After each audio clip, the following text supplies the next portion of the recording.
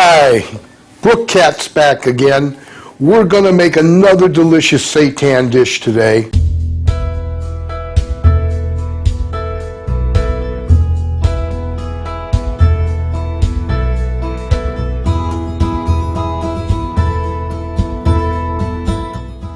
Joyful greetings, viewers! Thank you for being with us again on Vegetarianism, the Noble Way of Living. Today we again have the pleasure of joining Chef Brooke Katz in the kitchen for the continuation of a series of exciting vegan cooking shows.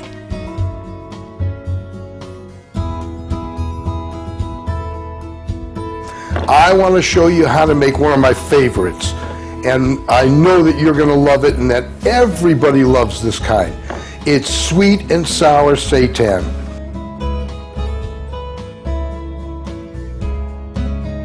Aside from authoring a number of vegan cookbooks, Mr. Katz has lectured and presented cooking demonstrations worldwide. He has been invited to speak on various radio and television programs on the benefits of plant-based nutrition. He has even prepared a vegan luau for the King of Tonga, in addition to cooking for celebrities and politicians. Chef Brooke Katz lives what he speaks and strives to be proof that you can turn your life around for the better simply by changing your diet. At the age of 30, with the guidance of vegan Dr. Michael Clapper, Mr. Katz embarked on lifestyle transition that included a delicious vegan diet, exercise, sunshine, and herbs, which helped him shed 100 pounds and cured his health ailments. Since then, he has assisted thousands of other people in gaining better health. On our show today, Chef Brooke Katz is going to continue his delightful sweet and sour seitan. We had previously learned how to prep the seitan and veggies, and then he created for us a homemade sweet and sour marinade. Let's see how the dish is coming along.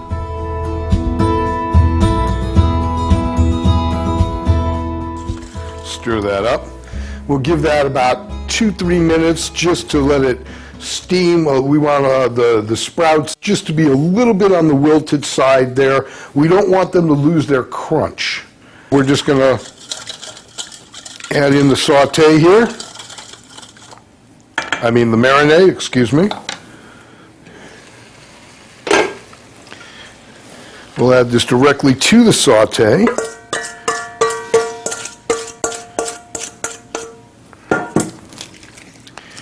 And now, we're just going to let it reduce down. We'll turn the fire up a little bit.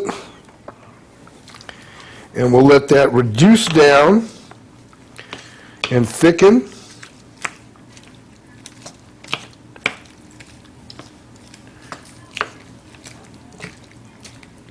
Okay.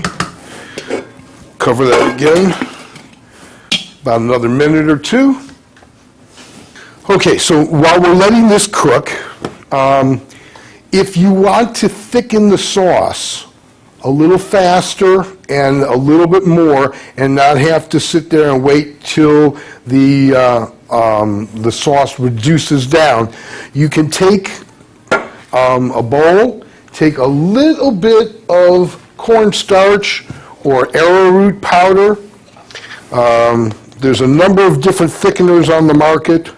Kudzu powder is another one, potato starch, any of these, water, chestnut flour, they'll all thicken very nicely. And it'll take about, a tablespoon. And now we're going to add just the smallest amount of water.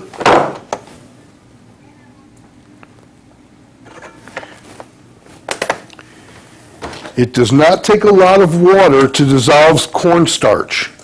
That's a secret. A lot of people tend to use too much water, and then the cornstarch doesn't do the thickening that it's supposed to do. Just that little drop of water is all we needed to dissolve that whole tablespoon of cornstarch. Okay? Now we go back to our pan here. Everything's cooking very nicely. Notice how the colors are still nice and bright. We're not going to let them lose their color. We're not going to let it get too wilted here. Okay? And we'll come to the center, and we'll take that cornstarch, and we'll pour it right in. Now, almost immediately, it will start to thicken. And all we do is circulate. You can see already how things are thickening. And we just start mixing all around. Take all the liquid, mix it all together. Now, if you add a little bit more cornstarch, you can turn this into, from a sauce, you can turn it into a glaze, where it thickens so much it's almost like a gel that will coat everything. But we want it to be a little bit saucy still. We want it to still have a little bit of that sauciness. And that's from the pineapple juice. We want that to be able to flavor everything down the line. So as you can see, everything is nice, thickened, and you get it so that it coats everything very nicely. And just let that serve right there. We'll get a little bit of rice from before. And we'll take our rice, put it right here. And if you make rice correctly, you'll find that nothing burns at the bottom, and that you should be left with almost nothing in the pan after you scrape it out. A drop of water will free that up, and it'll clean up in just a second. One of my favorite ways of making rice, when you're in the wilderness in Hawaii, we used to camp out, and we would find a big stalk of bamboo. Big, thick stalk, about this big. And we would cut a section, and bamboo grows in sections, and at each section there's a membrane that stops, the opening from each section. And if you cut just in the other side of the membrane, so that you leave the membrane on one side, and on the other side you cut just before the membrane, so that it's an open hole, then you have a canister out of this bamboo. Well, if you take a few handfuls of rice, you don't even need to put water in there. Take a few handfuls of rice, throw it into the section bamboo, close off the open side of the bamboo, and then just lay that whole bamboo section over the fire that you've got made. Just put it into your campfire and let it sit there. The water and the moisture in the bamboo being cooked will transfer to that non-cooked rice, to the dried rice that you put in there. And about a half an hour later, if you take that canister off the fire and you take your machete and you split the section right down the half and you open it up, you will find that it is just filled with beautiful, fluffy, cooked rice. You didn't have to do a thing to it. It's a magical, magical thing. Both bamboo and rice. I love them both. So now we're just going to take our sweet and sour now. Everything is cooked together nicely. It's reduced down. Everything is still pretty crunchy and pretty colorful. We don't want to lose that. And we'll just spoon this right onto our bed of rice here. Get plenty of the colors in. Whoops. Lots of colors, lots of colors. Pineapple, mango, beautiful. Put a nice slab of seitan right on the top there. There we go. And now you have a wonderful, sweet, delicious dish to serve to all your guests and show them that vegetarian cooking can be for anybody. It can taste delicious.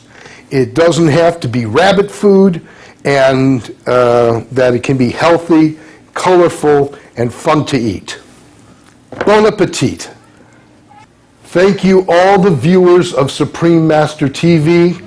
We've enjoyed doing this for you, and I'd like to thank Supreme Master Television for making all this possible. The wonderful food that is cooked here is available for people to see at any time. Go to the archives of the station, and you can bring up not only mine, but thousands of wonderful dishes cooked by wonderful people all over the world for your health and your enjoyment. Thank you, Supreme Master. Bye-bye. For more information on Chef Brooke Katz, vegan recipes, and to purchase his vegan cookbooks, New Favorites, The Gentle Persuasion, and The Really Real Foods, please visit www.brookekatz.com.